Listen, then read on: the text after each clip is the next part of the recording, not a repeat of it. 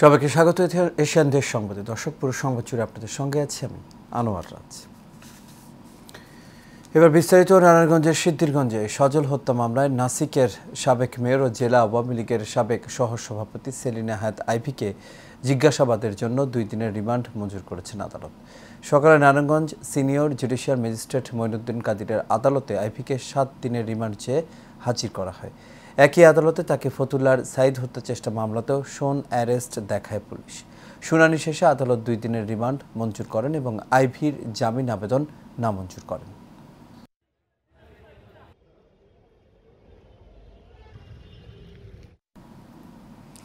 নতুন করে করোনা ভাইরাসের সংক্রমণ ঠেকাতে সারা দেশে যখন হাসপাতালগুলোতে প্রস্তুতির জন্য কার্যক্রম হাতে নেওয়া হয়েছে, তখন জনবলের অভাবে বন্ধ হতে চলেছে কুমিল্লার 2টি সরকারি হাসপাতালের আইসিইউ ইউনিট। করোনা ভাইরাসের সংক্রমণ বেড়ে যাওয়ায় 2020 সালের জুনে কুমিল্লা জেনারেল হাসপাতাল ও কুমিল্লা মেডিকেল কলেজ হাসপাতালে স্থাপন করা হয় 2টি বিশেষ ICU unit. Emergency response and pandemic preparedness প্রকল্পের আওতায় এসব ইউনিটে জনবল নিয়োগ দেয়া হলেও গত ডিসেম্বরে প্রকল্পের মেয়াদ শেষ হয়ে যায়। 8 মাস ধরে চিকিৎসক স্টাফদের বেতন ভাতা বন্ধ থাকায় অনেকটাই অচল হয়ে আছে 150 কোটি টাকা মূল্যের আইসিইউ সরঞ্জাম। মহামারী যদি আবারও বাড়তে থাকে, যে পরিমাণ যে হারে বাড়ছে, এই হারে যদি বৃদ্ধি পায় তাহলে কিন্তু মোকাবেলা করাটা অনেক কঠিন হয়ে যাবে। হসপিটালের ভিতরে টুপটুপ করে পানি পড়তেছে, আর যে হিসাবে এখানে বেড আছে আইসিইউতে, ওই হিসাবে আসলে ডাক্তার নাই। আমাদের কুমিল্লা এই সদর হসপিটালের আইসিইউগুলোর ব্যবস্থা পর্যাপ্ত পরিমাণ নেয় এবং কি আইন প্রশাসন ক্ষেত্রে সে সর্বনিম্ন যাতে সাধারণ রোগীরা চিকিৎসা নিতে পারবে সেটি আমরা অনুরোধ। যথাযথ রক্ষণাবেক্ষণের অভাবে ভোলার 250 শয্যা জেনারেল হাসপাতাল ময়লার আবর্জনার ভাগাড়ে পরিণত হয়েছে। এমন অব্যবস্থাপনার কারণে রোগীদের চিকিৎসা গ্রহণও বাধাগ্রস্ত হচ্ছে। চিকিৎসা নিতে আসা রোগীরা নানা রকম সংক্রমণের ঝুঁকিতে রয়েছে। নিয়মিত পরিষ্কার পরিচ্ছন্ন না করার ফলে সিঁড়ি থেকে শুরু করে হাসপাতাল জুড়ে ময়লা আবর্জনায় ভরে গেছে। তাই দ্রুত এই সমস্যার সমাধানের দাবি রোগী ও স্বজনদের।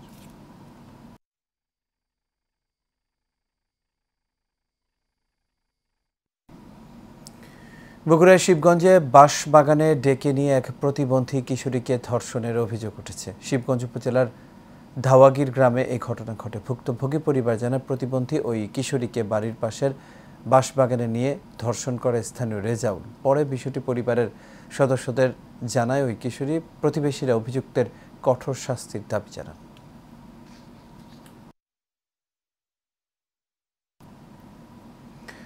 বিয়ে নিয়ে 2 পরিবারের বিরোধের জেরে নেত্রকোনার পূর্ব ধলা উপজেলার হবিবপুর গ্রামে পুলিশের ওপর হামলার ঘটনায় পুরো গ্রাম জুড়ে চলছে চরম আতঙ্ক। গ্রেফতার আতঙ্কে গ্রাম ছেড়ে পালিয়েছেন প্রায় সব পুরুষ। ফলে বর্তমানে গ্রামটি কার্যত পুরুষশূন্য হয়ে পড়েছে। তবে নিরপরাধ কোনো ব্যক্তি হয়রানি হবে না জানিয়েছে জেলা পুলিশ। এদিকে অভিযানের সময় পুলিশ ঘরবাড়ি ও আসবাবপত্র ভাঙচুর করেছে বলে অভিযোগ করেছে স্থানীয়রা। দ্রুত এই পরিস্থিতির শান্তিপূর্ণ সমাধান এবং সাধারণ মানুষের নিরাপত্তা নিশ্চিত করার দাবি জানিয়েছেন তারা। এখন পুলিশ যে আনি চলাফেরা করতেছে বাড়ির তুন্তি এলাকাত কিন্তু পুরুষ নাই, বাসা বাড়িতে থাকতে পারতেছি না। কারণ তো আমরা আনাতে কানাতে তেমন লাগতেছে, কারণ বলতেছে যেহেতু পুলিশের মায়ের আল্লাহ পুরা গ্রামে আল্লাহ অ্যাটাক করছে, তারা তো অন্ধকারের মধ্যে তো দেওয়া যাইতেছে না গেলা অ্যাটাক করছে বা না করছে। আমরা তো জামার কারণ লাগে খাইছি, আর পুলিশে আমরা বাঙ্গিয়া রুগা তস তস করে তুই গেছে। অন্যায় করছে একজনে, এক বাড়ির লোকে অন্যায় করছে, এই বাড়ির লোক অন্যায় করছে, অন্য বাড়ির লোক অন্যায় করছে। আমরা বাড়ির মধ্যে যাই, আমরা দরজা ভাঙা কোনো উদ্দেশ্য আছে তারা সারা গ্রামে তারা তারা কইছে সারা গ্রামে ঘুমানোর লাগে তো না। সিলেট ও সুনামগঞ্জ জেলার বিভিন্ন সীমান্তে অভিযান চালিয়ে বিপুল পরিমাণ ভারতীয় মদ ও ফেনসিডিল আটক করেছে বিজেপি। ভোরে গোপন সংবাদের ভিত্তিতে 48 বিজেপির অধীনস্থ একাধিক বিওপির পৃথক অভিযানে এসব ভারতীয় চোরাই পণ্য জব্দ করা হয়। দুপুরে এক সংবাদ বিজ্ঞপ্তির মাধ্যমে এই বিষয়টি নিশ্চিত করেছেন সিলেট ব্যাটালিয়ন 48 বিজেপির অধিনায়ক লেফটেন্যান্ট কর্নেল মোহাম্মদ নাজমুল হক। বিজেপির আভিযানিক কার্যক্রম ও গোয়েন্দা তৎপরতা অব্যাহত থাকবে বলেও জানান তিনি। চট্টগ্রামের রিয়াজউদ্দিন বাজারের বিবি মরিয়ম ট্রাস্টের মাদ্রাসা এবং সম্পত্তি আত্মসাৎ ও আদালতের নিষেধাজ্ঞা উপেক্ষা করে দখল করার প্রতিবাদে মানববন্ধন অনুষ্ঠিত হয়েছে। চট্টগ্রাম প্রেস ক্লাবের সামনে আয়োজিত মানববন্ধনে বক্তারা বলেন, বিগত দিনে আওয়ামী লীগের সন্ত্রাসী সালামত আলী, নুরুল কবির ও আবুল কাশেমের মতো সন্ত্রাসীরা বিবি মরিয়ম ট্রাস্টের সব সম্পত্তি দখল করে রেখেছে। মাদ্রাসা এবং সম্পত্তি উদ্ধারের জন্য বর্তমান সরকারের স্বরাষ্ট্র উপদেষ্টা ও প্রশাসনের হস্তক্ষেপ কামনা করেন ট্রাস্টের সভাপতি মোহতামিম মৌলানা মহিবুল্লাহ।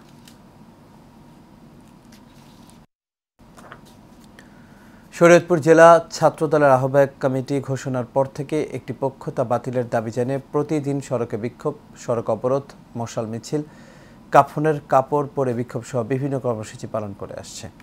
এরই ধারাবাহিকতায় দুপুরে শরীয়তপুর ঢাকা সড়কে বিক্ষোভ মিছিল ও ঘণ্টাব্যাপী সড়ক অবরোধ করে জেলা ছাত্রদলের একাংশ। শহরের প্রধান সড়ক ও গুরুত্বপূর্ণ এলাকা চৌরঙ্গি মোড়ে ঘণ্টাব্যাপী সড়ক অবরোধ করে বিক্ষোভ করে নেতাকর্মীরা। এ সময় বিএনপির ভারপ্রাপ্ত চেয়ারম্যান তারেক রহমানের উদ্দেশ্যে খোলা চিঠি পাঠ করেন জেলা ছাত্রদলের সভাপতি পদ প্রত্যাশী আফজাল খান।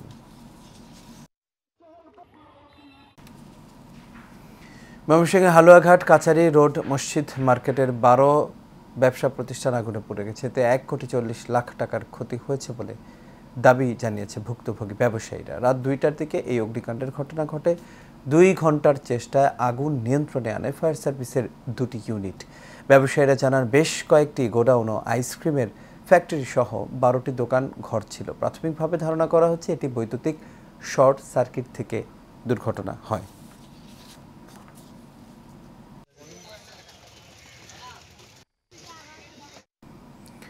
মানিকগঞ্জের ঘিওর উপজেলায় ধূমপান ও তামাকজাত দ্রব্য ব্যবহার নিয়ন্ত্রণ কার্যক্রমের আওতায় তামাক বিরোধী প্রশিক্ষণ অনুষ্ঠিত হয়েছে। সকালে উপজেলা পরিষদ মিলনায়তনে উপজেলা প্রশাসন ও উপজেলা স্বাস্থ্য সেবা বিভাগের আয়োজনে এই প্রশিক্ষণ অনুষ্ঠিত হয়। উপজেলা নির্বাহী কর্মকর্তা আসমা সুলতানা নাসরিনের সভাপতিত্বে এই সময় বক্তব্য রাখেন উপজেলা স্বাস্থ্য ও পরিবার পরিকল্পনা কর্মকর্তা ডাক্তার হাসিব আহসান, থানার অফিসার ইনচার্জ তদন্ত মোহাম্মদ কোহিনুর মিয়া, ঘিওর আলিয়া মাদ্রাসার অধ্যক্ষ মোহাম্মদ ইউনুস মিয়া সহ আরও অনেকেই।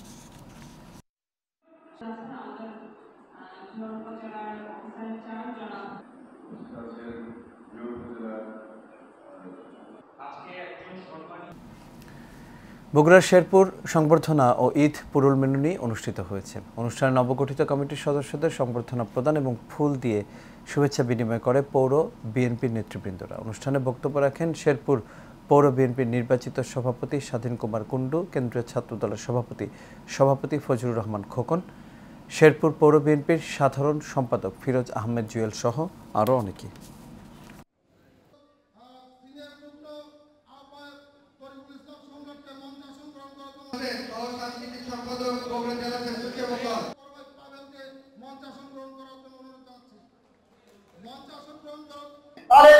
বাংলাদেশের জন্য কি করতে চায়, প্রত্যেকটা মানুষের জন্য কি করতে চায় সেটি দাঁড়ে দাঁড়িয়ে বোঝাতে হবে।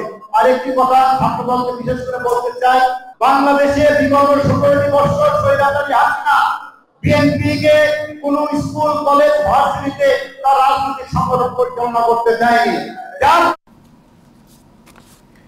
নরসিংদী রায়পুরায় বিএনপির ঈদ পুনর্মিলনী ও আলোচনা সভা অনুষ্ঠিত হয়েছে। উপজেলার মহেশপুর ইউনিয়ন বিএনপি ও সকল অঙ্গ সংগঠনের উদ্যোগে বিকেলে বেগমাবাদ ওয়াসিল উদ্দিন উচ্চ বিদ্যালয় চত্বরে এই অনুষ্ঠানে সভাপতিত্ব করেন মহেশপুর ইউনিয়ন বিএনপির সভাপতি মোহাম্মদ রফিকুল ইসলাম।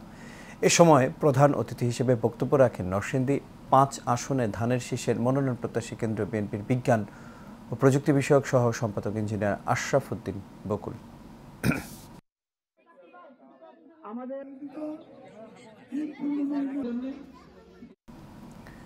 গাজীপুরের কালিয়াকৈর উপজেলা ও পৌর বিএনপির উদ্যোগে ঈদ পুনর্মিলনী অনুষ্ঠিত হয়েছে। কালিয়াকৈর উপজেলা বাস টার্মিনালে মঙ্গলবার বিকেলে উপজেলা ও পৌর বিএনপির উদ্যোগে এই অনুষ্ঠান হয়। এ সময় সভাপতিত্ব করেন উপজেলা বিএনপির সাবেক সভাপতি আব্দুল লতিফ, সঞ্চালনা করেন উপজেলা বিএনপির সাবেক আহ্বায়ক আখতারুজ্জামান।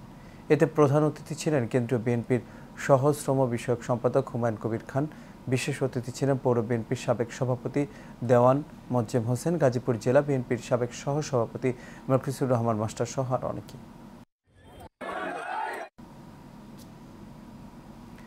নেত্রকোনা কেন্দুয়া উপজেলার বিভিন্ন হাটবাজারে বেআইনিভাবে পুরাতন মেয়াদোত্তীর্ণ অগ্নি নির্বাপন যন্ত্র রিফিল ও চড়া দামে নতুন যন্ত্র বিক্রির মাধ্যমে হাজার হাজার টাকা হাতিয়ে নেওয়ার অভিযোগ ওঠে কেন্দুয়া ফায়ার স্টেশনের লিডার কামরুল হাসানের বিরুদ্ধে। এ নিয়ে এশিয়ান টেলিভিশনে প্রকাশিত হলে একটি সংবাদ। ফায়ার সার্ভিস ও সিভিল ডিফেন্স ময়মনসিংহের উপসহকারী পরিচালক মোহাম্মদ আতিকুর রহমানকে প্রধান করে 3 সদস্য বিশিষ্ট একটি তদন্ত কমিটি গঠন করে ফায়ার সার্ভিস ও সিভিল ডিফেন্স অধিদপ্তর। অভিযোগের তদন্ত সরজমিন কেন্দ্র উপজেলার বেখৈরহাটি বাজারে আসলে ঘটনার সত্যতা মিলে ভুক্তভোগীদের বক্তব্য সিসিটিভি ফুটেজে অভিযোগের প্রমাণ পাওয়া গেলে কর্মস্থলে বহাল তবিয়তে আছেন লিডার কামরুল হাসান। এই কামরুল না, এটা অন্য কামরুল, ভুয়া এক কামরুল আসছিল।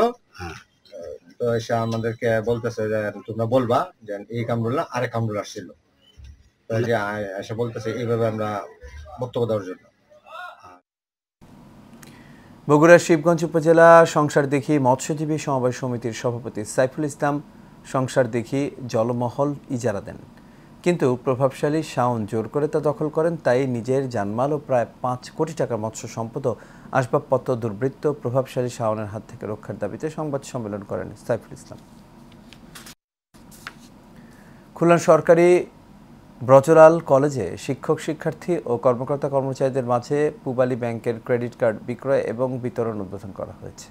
2 দিনব্যাপী এই ক্যাম্পেইনের শেষ দিনে কলেজের হিসাব বিজ্ঞান বিভাগের অডিটোরিয়ামে এক অনুষ্ঠানের মাধ্যমে ক্রেডিট কার্ড বিক্রয় ও বিতরণের উদ্বোধন করা হয়। অনুষ্ঠানে সভাপতিত্ব করেন পূবালী ব্যাংক খুলনা শাখার সহকারী মহাব্যবস্থাপক মোহাম্মদ শফিকুল ইসলাম। প্রধান অতিথি ছিলেন বিএল কলেজের অধ্যক্ষ প্রফেসর শেখ মোহাম্মদ হুমায়ুন কবির। বিশেষ অতিথি ছিলেন উপাধ্যক্ষ professor FM Abdur Razzak, Pubali bank Khulna শাখার উপ মহাব্যবস্থাপক শেখ মোহাম্মদ শামসুদ্দোহ, সহকারী মহাব্যবস্থাপক মোহাম্মদ ফরিদ আহমেদ।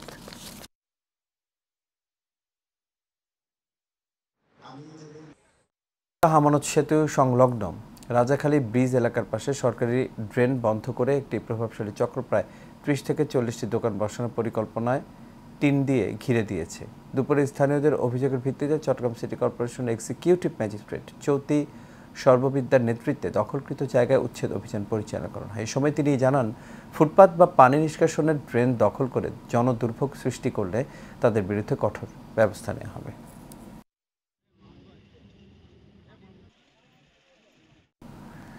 গাজীপুর সদর উপজেলা বিএনপি নবগঠিত আহ্বায়ক কমিটির উদ্যোগে আনন্দ মিছিল ও শুভেচ্ছা বিনিময় এবং আলোচনা সভা অনুষ্ঠিত হয়েছে। ভাওয়াল মির্জাপুর এলাকায় সদ্য ঘোষিত আহ্বায়ক কমিটির আহ্বায়ক আবু তাহের মুসল্লি ও সদস্য সচিব আবু বকর সিদ্দিকের নেতৃত্বে এ মিছিল অনুষ্ঠিত হয়। পরে সংক্ষিপ্ত আলোচনা সভায় বক্তব্য রাখেন সদর উপজেলা বিএনপির আহ্বায়ক আবু তাহের মুসল্লি, সদস্য সচিব আবু বকর সিদ্দিক। উপস্থিত ছিলেন সদর উপজেলা বিএনপির আহ্বায়ক সদস্য বীর মুক্তিযোদ্ধা আমিনুল হক, শাহাবুদ্দিন সহ আর অনেকে।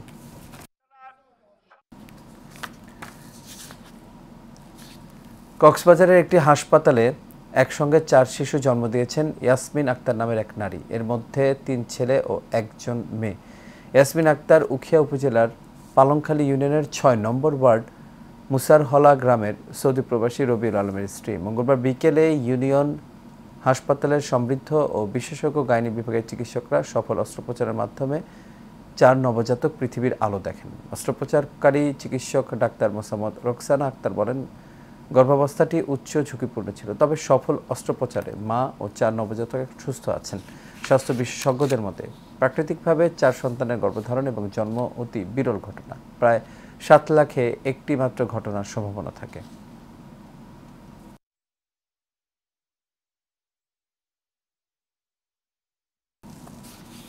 দর্শক, দেশ সংবাদ এ পর্যন্ত। আমাদের পরবর্তী সংবাদ দেখার আমন্ত্রণ রইল। এতক্ষণ সাথে থাকার জন্য সবাইকে ধন্যবাদ।